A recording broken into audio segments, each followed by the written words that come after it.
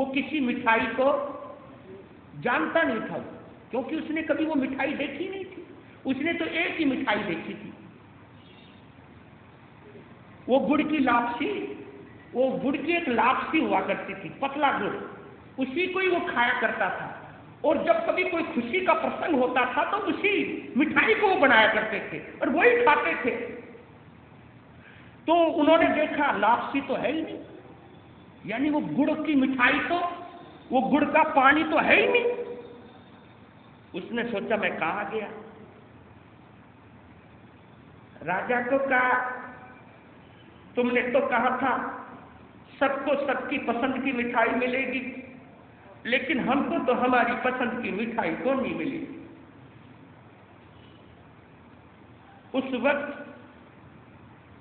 मीठा मीठा गुलाब जामुन, रसीला, वो गोल गोल, जैसे वो सामने आया तो कहे क्योंकि वो गुलाब जामुन उसे घोड़े की लीद नजर आई, कुछ और नजर, क्योंकि जो उसने शेप देखने के है ये भी कोई मिठाई हो है।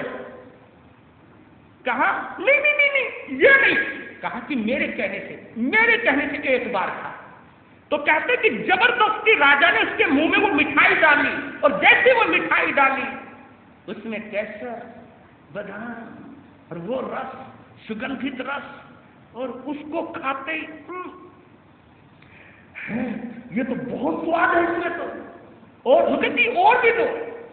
तो कहते कि जैसे उसने वो गुलाब जामुन खाया वो भूल ही गया कि वो लापसी क्यों है, वो भूल ही गया उसको, क्योंकि जब तक उसका स्वाद उसे नहीं पता था तब तक तो उसे अपनी मिठाई याद आती रही, और जैसे ही उसका स्वाद उसे पता चला कि उससे भी बड़ी कोई मिठाई है तो फिर वो उसको, यही बात कह रहे हैं प्रस्तुत श्लोक में, दृष्ट्वा भवन्तम मणिमेष विलोकनीयम नान्यत्र तो समोपियाति जनस्य चक्षुः हित्वा पह सखी क्रद्धति दुग्ध सिंधो क्षारम जलम जल निधेरति तुम कैचित। यही वही बात कह रहे हैं कि आप लोग तो एक छोटी मोटी इंद्रियों को सुख देने वाली जो सुख मिल जाते हैं उसी में तुम झूम जाते हो, काफी हम मजा आ गया, आनंद आ गया। लेकिन कुछ सुख ऐसे हैं जो इंद्रियातीत हैं, इंद्रियों से भी बहुत ऊपर है, और उसकी अनुभूति जिस व्यक्ति को कभी जिंदगी में ध्यान अवस्था में, संभाव अवस्था में, वीतराग भाव में, समभाव में, जब कभी उसका एक बार एक झलक मिल जाए, एक बार उसका आनंद मिल जाए, तो फिर वो दुनियावी चीजों को छोड़ देता है। पहले के राजा महाराजा राजगद्दी को छोड़ करके जंगलों में नहीं चले जाते थे, वो शायद इसलिए जाते थे कि उस गद्दी पर बैठे बैठे इंद्रियों के सुखों की भरपूर उन्होंने पूर्ति करी थी, लेकिन फिर भी उनका दिल भरा नहीं था, उनके दिल में भी असंतुष्टि थी। सोचते थे कि शारीरिक सुख तो बहुत देख लिए, इंद्रियों के सुख तो बहुत देख लिए, लेकिन एक सुख ऐसा है जो इंद्रियातीत है, जो इंद्रियों से भी दूर है, इंद्रियों के भी पार है, मन से भी जो पार है। एक बार उस सुख की झलक लेनी है, और उस सुख की झलक जब कभी ध्यान अवस्था में उन्हें मिलती थी तो उसको पाने के लिए, उसको प्राप्त करने के लिए वो राजमहलों को भी ठोकर मार दिया करते थे।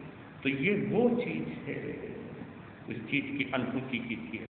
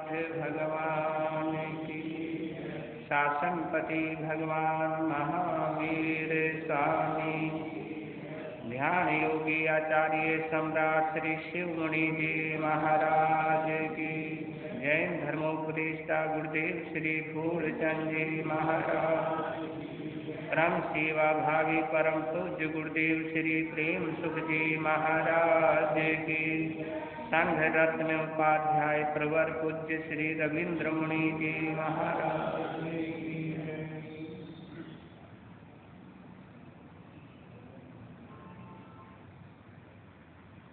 हमारे दोनों प्रिय मुनिराज एवं उपस्थित धर्म प्रेमी बंधु, माता तथा बहनों, आप सभी का श्री कुप्प भिक्षु दरबार में हार्दिक स्वागत करता।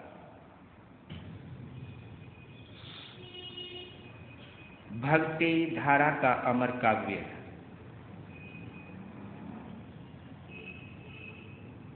कलयुग का कल्प वृक्ष, वर्तमान का चिंतामणि रत्न, आचार्य मानतुंग द्वारा रचित श्री भक्तामृत स्तोत्र के 12वें श्लोक में प्रवेश करें। इससे पहले श्रद्धा सिक्त हृदय से आदिनाथ भगवान का स्मरण करते हुए अपनी जिह्वा को पवित्र करें। श्लोक का उच्चारण। यही शांत राग रुचि भी परमानुभीष्टम्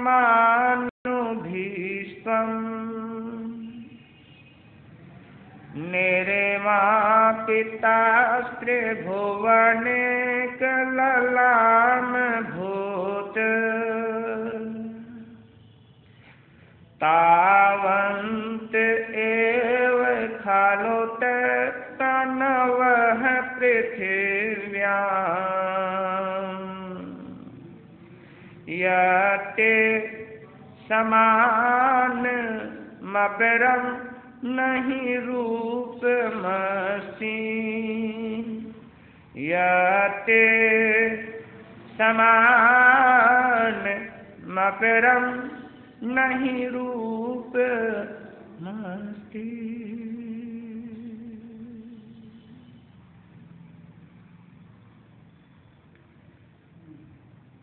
त्रिभुवनैक ललाम भूत,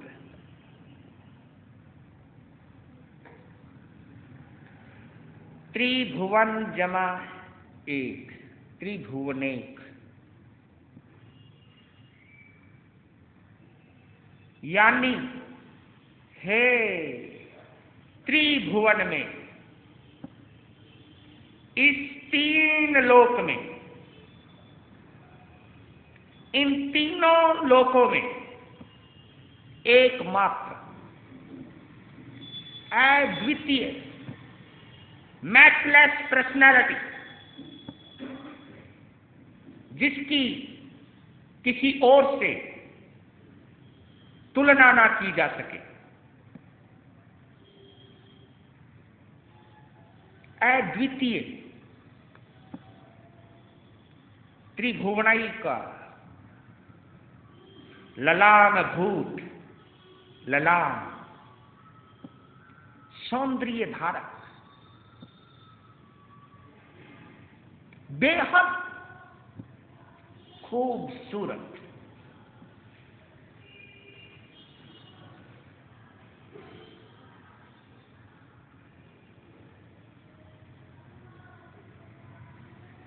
जिनको देखने के बाद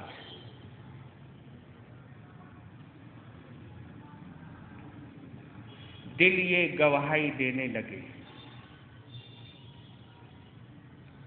दिल ये खुद ब खुद कहने लगे, नहीं, इनके आगे कोई दूसरा है ही नहीं। ऐसा मैंने कभी किसी को देखा ही नहीं, न अब न पहले और शायद न आगे, जब ये दिल गवाह देने लगे, जब ये हृदय के स्वर बन जाए।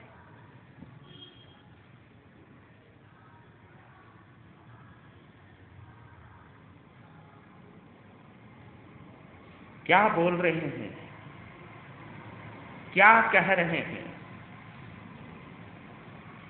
अपनी भावनाओं को, अपने भाव को, अपनी भक्ति को, अपनी अभिव्यक्ति को कहने के लिए किन चुनिंदा शब्दों का प्रयोग किया है आचार्य मानतुंग ने। जब भक्ति मुखरित होती है, जब भक्ति जबान के माध्यम से प्रकट होती है, तो शब्दों में भी क्या कशिश आ जाती है, शब्दों में भी कितनी मोहकता आ जाती है, शब्दों में भी कितना सौंदर्य आ जाता है। इसलिए कहते हैं कि जब आप परमात्मा की भक्ति करते हो और उस भक्ति के वशीभूत होकर के कुछ भी बोलते हो, तो वो प्रार्थना बन जाती है, वो स्तुति बन जाती है, वो स्तोत्र बन जाता है, वो मंत्र बन जाता है। कमाल की बात है, भगवान की भक्ति में डूबकर क्या बोले, एक छोटा सा वाक्य मंत्र बन गया, एक छोटी सी बात स्तुति बन गई, एक छोटी सी बात स्तोत्र बन गया। बनता है क्योंकि उस वक्त आप स्वयं नहीं होते, आपकी जबान से, आपकी भक्ति के माध्यम से आपके अंतर में छिपा हुआ परमात्मा बोलता है। आप नहीं बोलते उस वक्त, क्योंकि आप उसमें डूब चुके हो।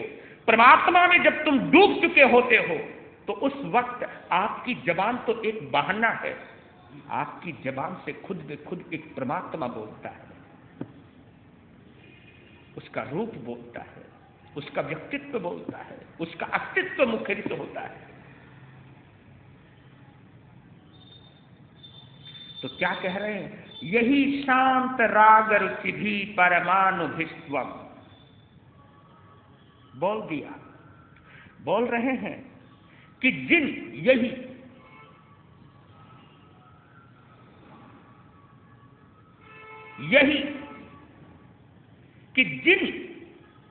शांत राग रुचि भी परमानुभीष्वम, जिन शांत भाव के धारक कांति वाले, शांत राग रुचि भी, शांत राग, जिन शांति धारक भाव की कांति वाले परमाणुओं से, परमाणुओं से त्वम निर्मापितः, तुम्हारा निर्माण हुआ है, तुम्हारे इस शरीर की जो रचना हुई है, जिन सुंदर शांत काम अद्वितीय परमाणुओं से जो तुम्हारी संरचना हुई है, आपका जो निर्माण हुआ है जिन परमाणु पुद्गलों से, वे परमाणु, वे पुद्गल इतने शुद्ध, इतने शुद्ध,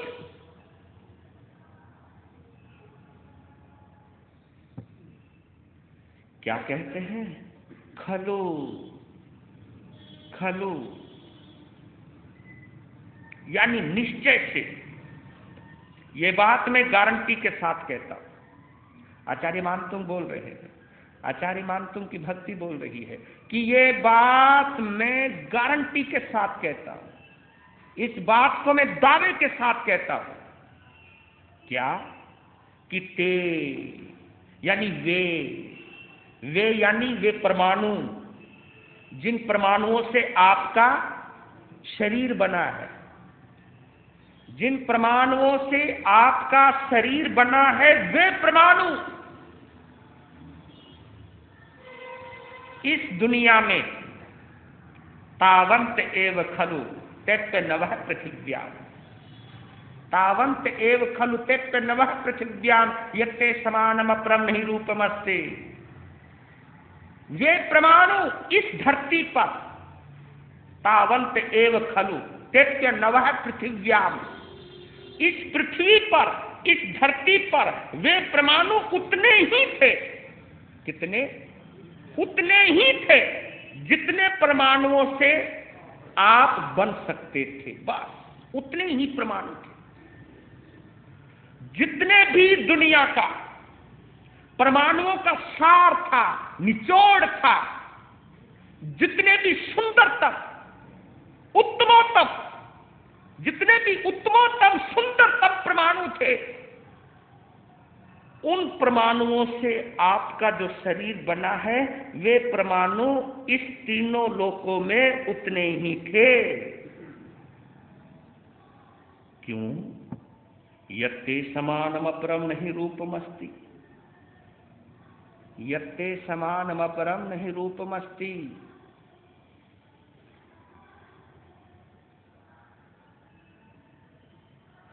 क्योंकि इस पृथ्वी पर ते समानम यानी तुम्हारे समान, अपरम रूपमस्ति, अपरम यानी दूसरा, रूपम यानी रूप, न अस्ति नहीं है। इसके भावार्थ को समझें। बोल रहे हैं तीनों लोकों में अद्वितीय सुंदर रूप के धारक है परमात्मा। हे भगवान, शांत रस की कांति वाले जिन मनोहर परमाणुओं से आपका शरीर बना है, वे परमाणु इस धरती पर इन तीनों लोकों में उतने ही थे। बस सीधी सी बात, सीधा गणित, कोई उलटफेर नहीं, कोई इधर उधर की बात नहीं। वे परमाणु इस पूरे तीनों लोकों में उतने ही थे। और यही कारण है, यही वजह है कि आपके समान सुंदर कोई और नजर आता ही नहीं है ही नहीं है।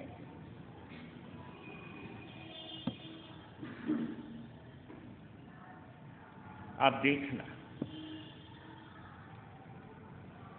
अपने आराध्य की, अपने उपास्य की, अपने पूज्य की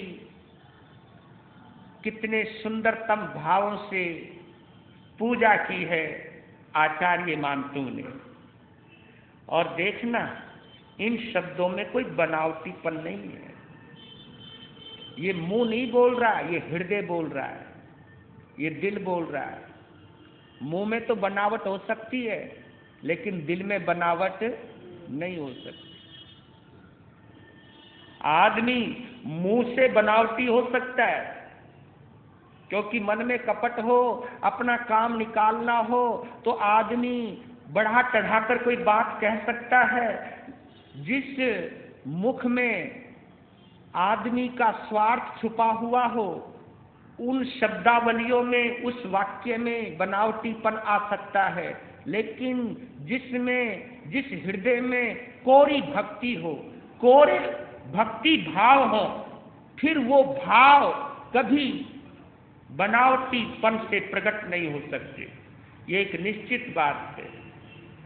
बोल रहे हैं, और शायद इन शब्दों के माध्यम से एक असलियत निकाली है, एक असली पीड़ा का दिग्दर्शन कराया है आचार्य मानतू ने, या एक असलियत से हमें रूबरू करवाया है, एक वास्तविकता से हमें परिचित कराया है। कौन सी वास्तविकता से?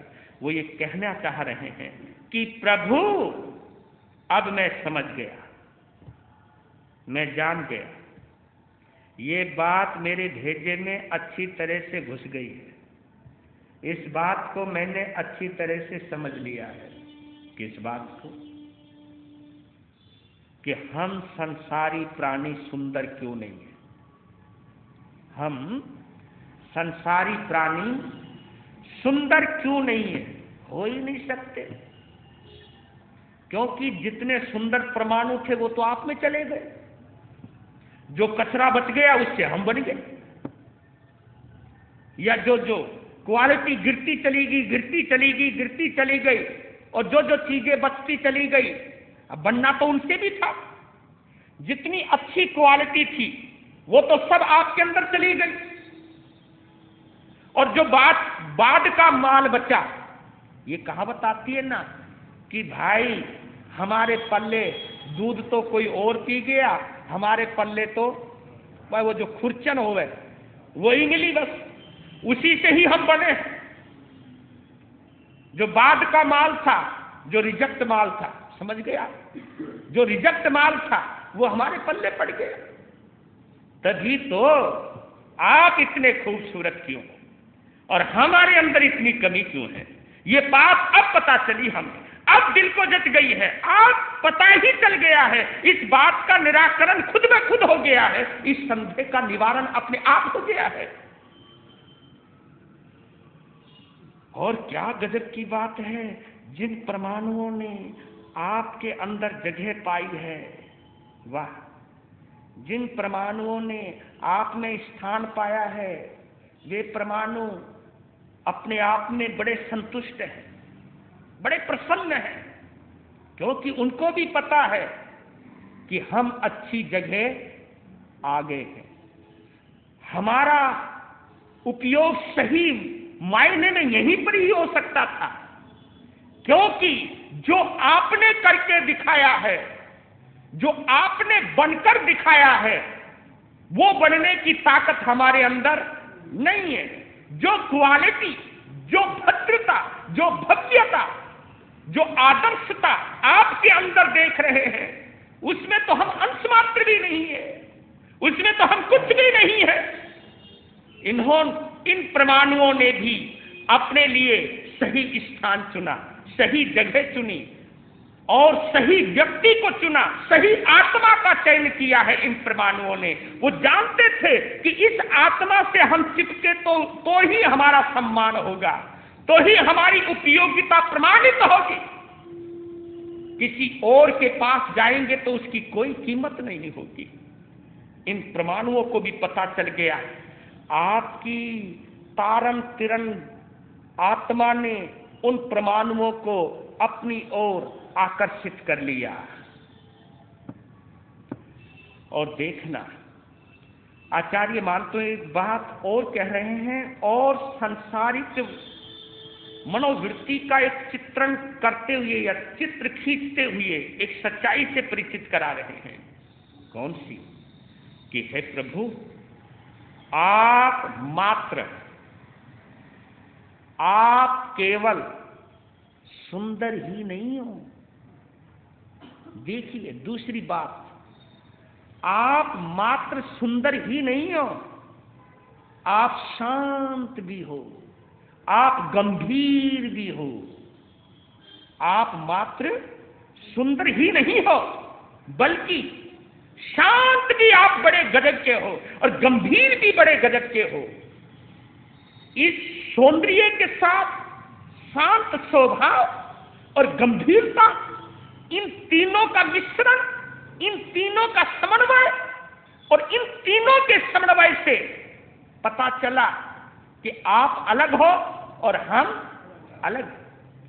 इसी समन्वय से पता चला है हमको, इसी वजह से पता चला है कि आप अवतारी हो और हम संसारी हैं। आप तिरने वाले हो और अभी हमारा संसार बाकी है। पता चला क्यों?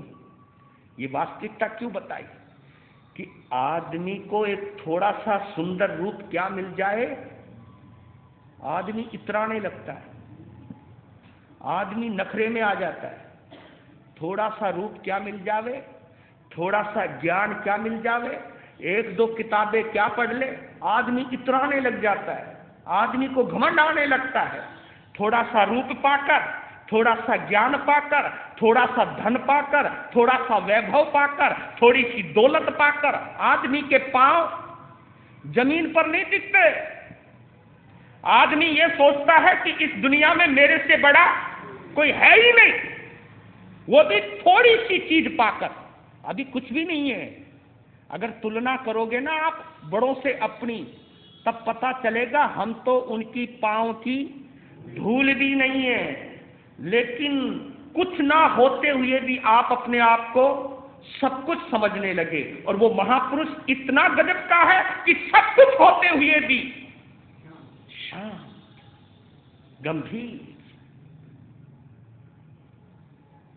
ये फर्क आता है, ये अंतर आता है। इसी से पता चलता है संसारी मनोवृत्ति का, इसी से पता चलता है आत्मिक मनोवृत्ति का। और आपको बतला रहा हूं, इसी के साथ साथ तीसरा समाधान और दे रहा हूं। इस धरती पर कुछ पर्सनैलिटीज हैं, कुछ व्यक्तित्व हैं जो बेहद खूबसूरत होते हैं, और वो केवल अंदर के नहीं, वो केवल बाहर के ही नहीं, अंदर से भी खूबसूरत होते हैं। जैसे बलदेव, वासुदेव, चक्रवर्ती, प्रतिवासुदेव और तीर्थंकर। इन जितनों की मैंने नाम बोले हैं, इनको हमारे यहां 63 शलाका पुरुष कहते हैं। क्या बोलते हैं? 63 शलाका पुरुष। इनकी गिनती 63 बैठती है, जिसमें 24 तीर्थंकर हो जाते हैं, जिसमें 12 चक्रवर्ती हो जाते हैं, जिसके अंदर 9 वासुदेव, 9 प्रतिवासुदेव, 9 बलदेव हो जाते हैं। तो इन सबकी जो संख्या बैठती है वो 63 बैठती है। तो आप ये देखना, ये 63 पुरुष अपने आप में अनोखे होते हैं, अपने आप में अद्वितीय होते हैं, और इस धरती पर जब आते हैं तो ऐसे लगते हैं जैसे सितारों में चांद हो, अलग से ही झलकते हैं, अलग से ही पता चलता है।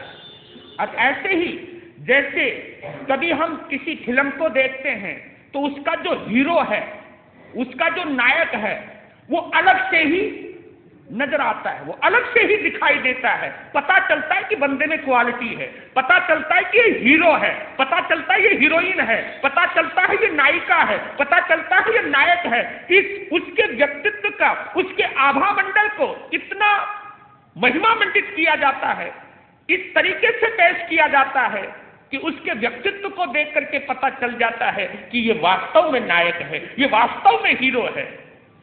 और उस हीरो के इर्द गिर्द घूमती है पूरी फिल्म, पूरा फिल्मांकन उसी हीरो के इर्द गिर्द होता है। तो ये प्रकृति के हीरो हैं। वो जिन हीरो की मैं बात कर रहा हूं, जिन अभिनेताओं की मैं बात कर रहा हूं, वो तो केवल पर्दे के हीरो हैं, वो वास्तविक हीरो नहीं है। उनको तो बनावटीपन सिखाया जाता है कि तुझे अब ऐसे करना है, ऐसे बोलना है, ऐसे देखना है, ऐसे करना है। वहां तो केवल एक नाटक है, वहां तो केवल एक बनावटीपन है। लेकिन ये हीरो प्रकृति के हीरो हैं। ये हीरो, ये नायक इस प्रकृति से पैदा हुए हैं, इस प्रकृति के धरातल पर अपनी कार्य प्रणाली से हर जन मन को अपनी ओर खींचा है, अपनी ओर प्रभावित किया है। ये वास्तव में अनोखे होते हैं, अद्वितीय होते हैं, मैचलेस पर्सनालिटी होती है। तभी तो कोई इनको अवतारी महापुरुष कहता है, कोई इनको चमत्कारी महापुरुष कहता है। हम उनमें वो चीज देखते हैं जो चीज हमारे अंदर नहीं होती, इसलिए तो हमारा माथा उनके आगे झुक जाता है। और आपको एक बात और बतला रहा हूं,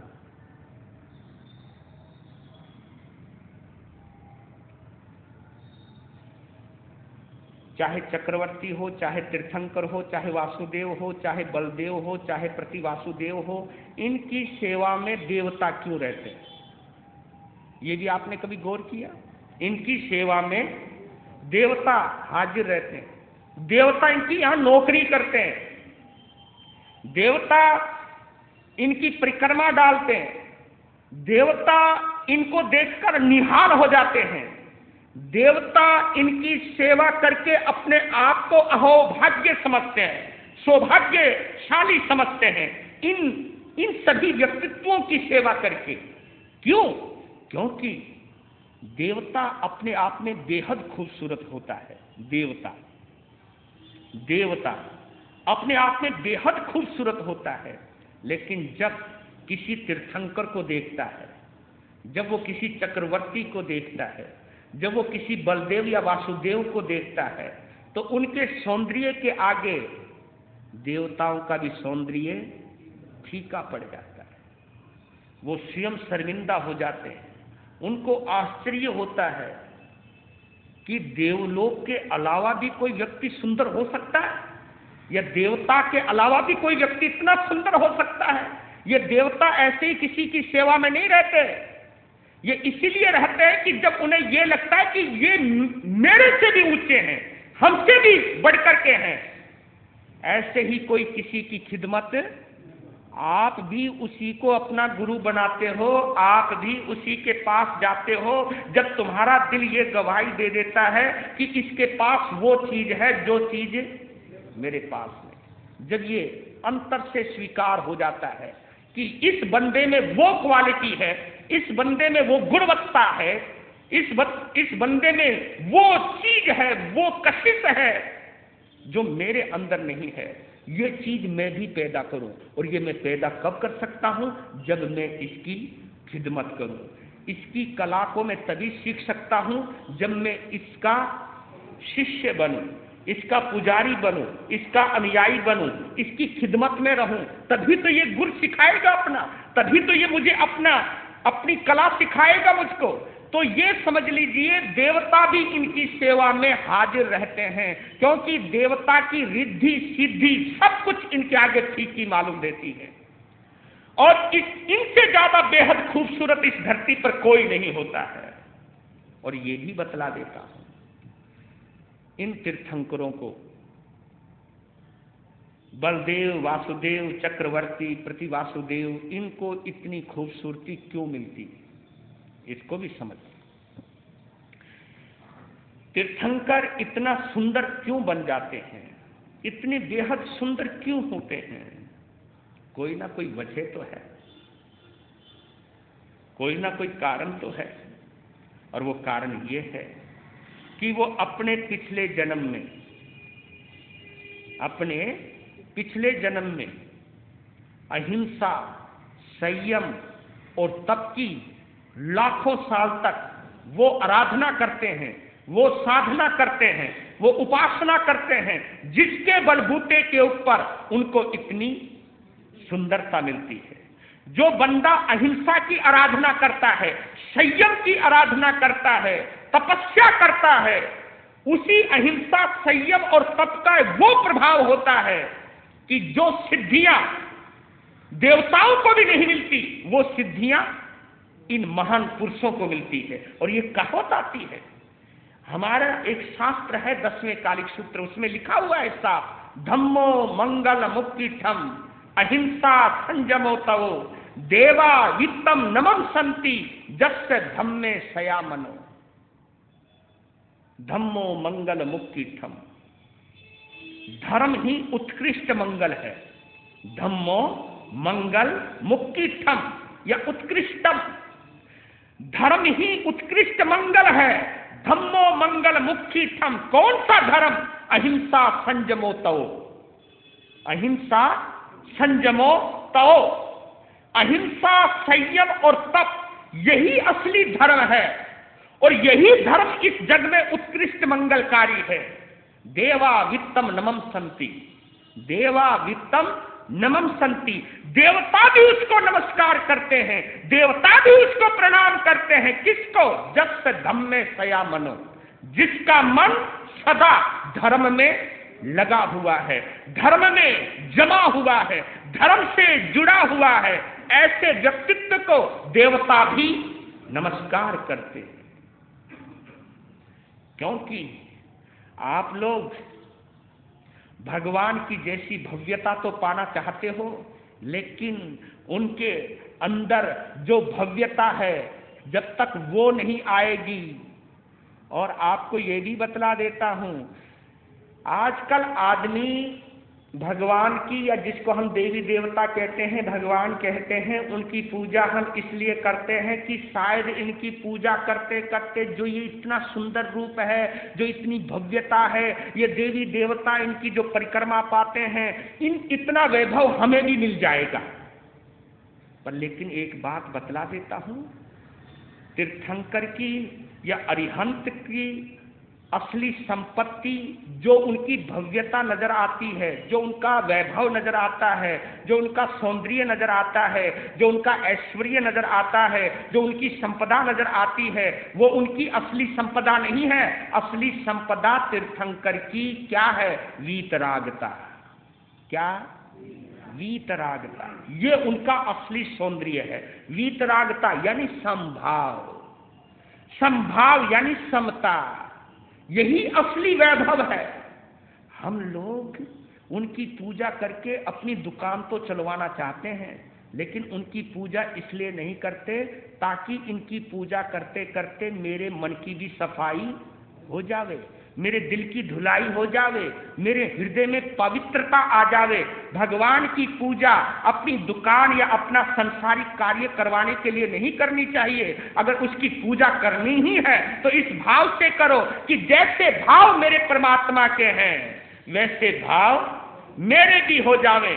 जिन भावों ने इसे परमात्मा बना दिया, अरिहंत बना दिया, वीतराग बना दिया, वही भाव मेरे भी हो जावे, तब मैं करूं इनकी पूजा। इसलिए पूजा करनी चाहिए और इसलिए इनकी आराधना करनी चाहिए। थोड़ी सी बात और क्लियर कर रहा हूं, इसको थोड़ा समझ लें।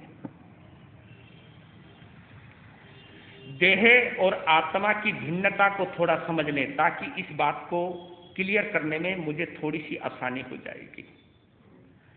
आज मेडिकल साइंस भी इस बात को मान चुका है। मैं अपनी बात पर आ रहा हूं और आचार्य मानतुंग जो कहना चाहते हैं उसके करीब आ रहा हूं। मेडिकल साइंस भी ये मान चुका है कि ये शरीर अलग है और इस शरीर में जो आत्मा नाम की चीज है, जो जीव नाम की चीज है, जो प्राण नाम की चीज है, वो कोई अलग चीज है। क्यों? क्योंकि आदमी के मरने के बाद, देखिए आदमी मरता है, जबकि आदमी तो मरने के बाद भी रहता है। आदमी मरने के बाद भी रहता है, उसका शरीर वहीं पड़ा है। उसका मरने के बाद ये तो है नहीं उसकी आंख चली गई या कुछ चला गया। हाँ, कोई बात तो है कि अभी जो बंदा बिल्कुल हंस रहा था, बोल रहा था, कार्य कर रहा था, कुछ भी कार्य कर रहा था, अगर कुछ अंदर से ऐसा कुछ निकल गया कि जिसकी वजह से आदमी का शरीर रह गया, ये है शरीर। तो इस शरीर को जिसने थामा हुआ था वो कोई चीज और थी। ये मेडिकल साइंस भी मान गया है कि कोई और चीज है जिसकी वजह से ये शरीर चलता भी है, देखता भी है, खाता भी है, पीता है, सारी क्रियाएं या प्रतिक्रियाएं करता है। और कोई चीज है जिसके निकल जाने के बाद ये शरीर मुर्दा हो जाता है। जब तक जान रहती है तो मर्द रहता है और जान निकलती मुर्दा हो जाता है। जब तक अंतर में आत्मा रहती है तो ये शरीर शिव रूप रहता है और शिव की जो ई निकल जावे, आत्मा निकल जावे, तो ये शिव किसमें? शव में बदल जाता है। शव, ये शव हो जाता है। यानी कोई है जो इस जीव को शिव बनाए रखती है, लेकिन अपनी उपस्थिति में ही शिव बनाती है। अगर वो निकल जाए तो वो शव बन जाती है। और आप देखना, ये थोड़ा गूढ़ विषय है, थोड़ा समझने की कोशिश करना, जोर देना पड़ेगा अब आपको समझने के लिए। 3 चीजें शाश्वत हैं, एक तो आत्मा, एक परमात्मा और एक अनात्मा। आप कहोगे ये अनात्मा क्या है? अनात्मा यानी जिसमें आत्मा नहीं, वो भी शाश्वत है। आत्मा भी शाश्वत है, परमात्मा भी शाश्वत है, और अनात्मा जिसको हम पदार्थ कहते हैं, जिसे हम पुद्गल कहते हैं, वो भी शाश्वत है। वो बात अलग है कि पुद्गल अपनी शेप बदलता रहता है, अपना आकार बदलता रहता है, अपनी पर्याय बदलता रहता है। जैन शास्त्रीय शब्द है पर्याय। पर्याय कहते हैं परिवर्तन को, पर्याय कहते हैं शेप को, आकार को। आप समझिए जैसे मूल रूप में सोना है, सोना लिया, उसका आप कुंडल बना लो, उसकी आप नथनी बना लो, उसकी चाहे चैन बना लो, उसका चाहे कड़ा बना लो, उसकी चाहे अंगूठी बना लो। देखिए नाम अलग अलग है, और दोनों इन सभी चीजों के आकार भी अलग अलग हैं, लेकिन सब चीज आकार प्रकार अलग अलग होते हुए एक चीज है उसमें जो बदली नहीं है। बोलो, सोना। सोना सभी में, उसी सोने को तोड़ और उसी सोने से तुम अंगूठी भी बना सकते हो, उसी सोने से तुम कड़ा भी बना सकते हो। बस शेप बदल जाती है लेकिन मूल चीज नहीं बदलती। पर्याय बदल जाती है लेकिन मूल चीज नहीं बदलती है। अब इसको और समझिए। परमाणु जो है, ये जो परमाणु शब्द का प्रयोग किया है आचार्य मानतुंग ने, परमाणु भीष्वम, जिन शुभ परमाणुओं से आप बने हो, ये परमाणु बड़े गजब की चीज है। परमाणु, परमाणु, परम जमा अणु, परमाणु, जो अणु का परम रूप है, चरम रूप है, वो परमाणु होता है। और आपको बतलाता हूं, ये विज्ञान ने सिद्ध कर दिया है, मैंने सिद्ध नहीं किया, विज्ञान ने सिद्ध कर दिया है। 1,00,000 परमाणु जब जोड़ते हैं, जुड़ते हैं, जिसको हम जैन शास्त्रीय भाषा में स्कंद कहते हैं, स्कंद, स्कंद कहते हैं जोड़ को, जोड़ को, स्कंद। जो स्कंद है, 1,00,000 परमाणु जब इकट्ठे होते हैं तो उनकी मोटाई जो होती है वो केवल बाल के बराबर होती है। किसके बराबर? एक बाल। कौन सा बाल? जिस बच्चे ने अभी जन्म लिया है, बिल्कुल कोमल बाल, महीन बाल, चिकना बाल। 1,00,000 परमाणु जब इकट्ठे होते हैं तो उनकी मोटाई कितनी? एक बाल जितनी होती है। और उस परमाणु को, जो परमाणु का पहला रूप है, उस परमाणु को कोई अपनी आंख से भी देख नहीं सकता। अपनी आंख से नहीं देख सकता, आंख तो दूर, यंत्र से भी नहीं देख सकता। आप दूरबीन के द्वारा, या जो एक ऐसा जो यंत्र होता है जिसमें से हम पानी के भी जीव देख लेते हैं, हर चीज में जीव देख लेते हैं, उस यंत्र के द्वारा भी वो दिखाई नहीं देता है, जो शुद्ध रूप परमाणु है। अब देखना, मैं पुद्गल के 6 भाग कर रहा हूं। शुद्ध रूप समझने की कोशिश करना, गौर करने की कोशिश करना। पुद्गल के 6 रूप, स्थूल, स्थूल, फिर स्थूल, फिर स्थूल सूक्ष्म, सूक्ष्म स्थूल, सूक्ष्म और सूक्ष्माति सूक्ष्म। अब इसको समझने की कोशिश, थोड़ा सा जोर डालना पड़ेगा आज दिमाग के ऊपर। स्थूल, स्थूल यानी मोटा मोटा। मोटा मोटा कैसे? जैसे पत्थर का जोड़, पत्थर का जोड़, पत्थर का जोड़ हमें दूर से नजर आ जाता है, और हम हाथ से भी अनुभव कर सकते हैं, और हाथ से भी अनुभव करने की जरूरत नहीं, दूर से ही पता चल जाएगा इस पत्थर में जोड़ है। दूर से जो नजर आ जाए उसे हम स्थूल, स्थूल कहते हैं। स्थूल कहते हैं मोटे को। स्थूल किसको कहा? मोटे को, यानी दूर से जो नजर आ जाए उसे हम स्थूल, स्थूल कहते हैं। फिर एक चीज आई स्थूल। स्थूल यानी जब हमने पानी में लकीर खींची तो खींचते खींचते हमें दिखाई दे रही है, हम ही खींच रहे हैं, और हमने उसे बनते हुए भी देखा है और उसे हमने मिटते हुए भी देखा है। देखिए, पत्थर का जोड़ मिटता नहीं है, लेकिन पानी के अंदर जब जोड़ पड़ा वो मिट भी गया, बन भी गया और मिट भी गया। ये दूसरी बात।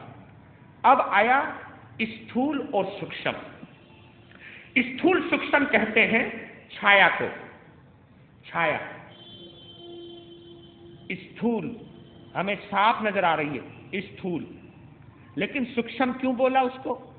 सूक्ष्म इसलिए बोला कि वो हमें दिखाई तो देती है, लेकिन अगर हम उसे पकड़ना चाहें तो पकड़ नहीं सकते। स्थूल है क्योंकि साफ दिखाई दे रही है छाया, पर छाया साफ नजर आ रही है, लेकिन हम वो दिखाई दे रही है इसलिए तो वो स्थूल हुई। लेकिन सूक्ष्म इसलिए हुई क्योंकि उसे हम पकड़ नहीं सकते। अब हुआ सूक्ष्म स्थूल। ये कौन सा भेद है? ये चौथा भेद है, सूक्ष्म स्थूल। अब हुआ सूक्ष्म क्या है? सूक्ष्म है शब्द। क्या बोला? शब्द। ये शब्द हमें सुनाई तो देते हैं, लेकिन अब एक रूप खत्म हो गया है। शब्द हमें सुनाई तो देते हैं, पर बोलो दिखाई नहीं देते। पर छाया दिखाई दी है लेकिन पकड़ नहीं सकते। लेकिन शब्द हमें सुनाई तो दिए, पर लेकिन दिखाई नहीं दिए।